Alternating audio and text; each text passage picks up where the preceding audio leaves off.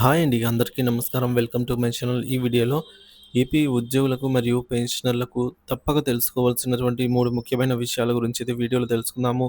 వీడియోని ఎక్కడ గాని స్కిప్ చేయకుండా ఎండ్ వరకు చూడండి. అప్పుడు ఇన్ఫర్మేషన్ పూర్తిగా అర్థమవుతుంది. వీడియో చూస్తున్న ప్రతి ఒక్కరు వీడియోకైతే లైక్ చేయండి ఫ్రెండ్స్. ఈ వీడియోని తోటి ఉద్యోగ పెన్షనర్ మిత్రులతో అయితే షేర్ చేయండి. కొత్తగా మన ఛానల్ చూస్తున్నవారు సబ్స్క్రైబ్ చేసుకోకుంటే వెంటనే మన ఛానల్‌ని సబ్స్క్రైబ్ చేసుకోండి. దీని ద్వారా నేను చేసే లేటెస్ట్ వీడియోస్ అన్నీ మీ వరకు రీచ్ అవుతాయి. ఇక ఆలస్యం చేయకుండా వివరాల్లోకైతే వెళ్ళిపోదాము. ఫ్రెండ్స్, ఇక విషయానికొచ్చినట్లయితే ఏపీ ఉద్యోగులు, పెన్షనర్లు తప్పనిసరిగా గుర్తుంచుకోవాల్సిన 3 ముఖ్యమైన విషయాలు ఫినాన్షియల్, హెల్త్ మరియు పన్నుల పరంగా కీలక సూచనలు. ఏపీ ప్రభుత్వ ఉద్యోగులు మరియు పెన్షనర్లు ఈ ఏప్రిల్ నెలలో తమ ఆర్థిక, ఆరోగ్య మరియు పన్ను సంబంధిత అంశాలలో కొన్ని కీలకమైన విషయాలను తప్పకుండా గుర్తుంచుకోవాలి. మీకు అవసరమైన చర్యలు తక్షణమే తీసుకోవడానికి ఇది ఒక తక్షణ సూచన గైడ్‌గా అయితే ఉపయోగపడుతుంది. ఒకటోది income tax form 6 form 15 G H. So, మనందరికీ తెలిసిందే అండి. ఫార్మ్ 15 ఫార్మ్ 15 అన్నమాట. వీటి సమర్పణ తప్పనిసరి. ఈ నెలలో బ్యాంకు ఫిక్స్డ్ డిపాజిట్స్ ఎఫ్‌డీస్, స్వల్పంగా పొదుపు పథకాలు ఎస్ఎస్ఎస్, ఇతర వడ్డీ ఆదాయాలపైన టాక్స్ మినహాయింపు పొందాలంటే ఫార్మ్ 15 కానీ పెన్షనర్లు ఫార్మ్ 15 ఈ యొక్క బ్యాంకుల వద్ద లేదా సంబంధిత సంస్థల వద్ద సమర్పించాలి. మీ స్పౌస్‌కు కూడా ఇదే ప్రక్రియ వర్తిస్తుందనమాట. ఫామ్‌లు సంవత్సరం గడువు మేరకే చెల్లుబాటు అవుతాయి. ప్రతి ఆర్థిక సంవత్సరం ప్రారంభంలో ప్రతి ఏప్రిల్‌లో వీటిని తిరిగి సమర్పించడం అవసరము. మర్చిపోయే అవకాశం ఉన్న వాళ్ళకి ఇది ఒక జ్ఞాపకంగా అయితే సూచనగా చూడండి.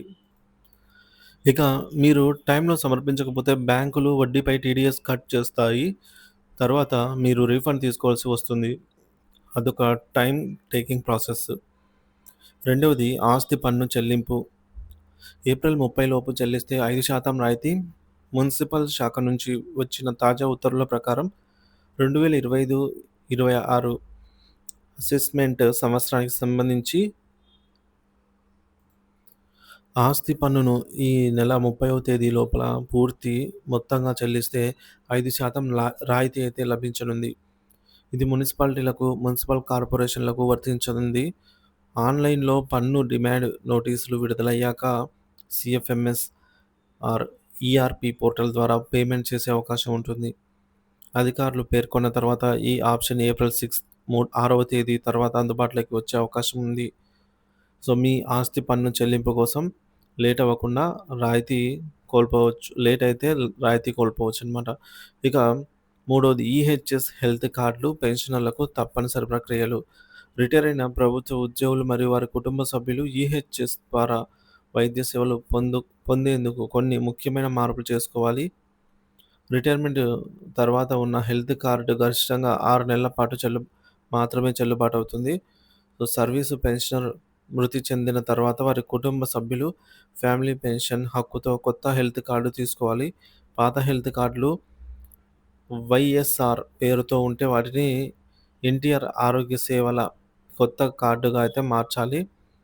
సో, హెల్త్ కార్డ్‌లోని డీటెయిల్స్, చిరునామా, phone number, email ID, photo వంటివన్నీ గూడా మీరు సీఎఫ్ఎంఎస్ పోర్టల్ లేదా సంబంధిత ఈహెచ్ఎస్ కార్యాలయాల ద్వారా సులభంగా అప్డేట్ చేసుకోవచ్చు. ఈ మార్పులను చేయకపోతే మీకు వైద్య సేవలో ఆటంకాలు ఎదురవుతాయి. సో, ఫైనల్‌గా ఈ 3 విషయాలను ఏపీ ఉద్యోగులు మరియు పెన్షనర్లు తప్పక దృష్టిలో పెట్టుకోవాలి.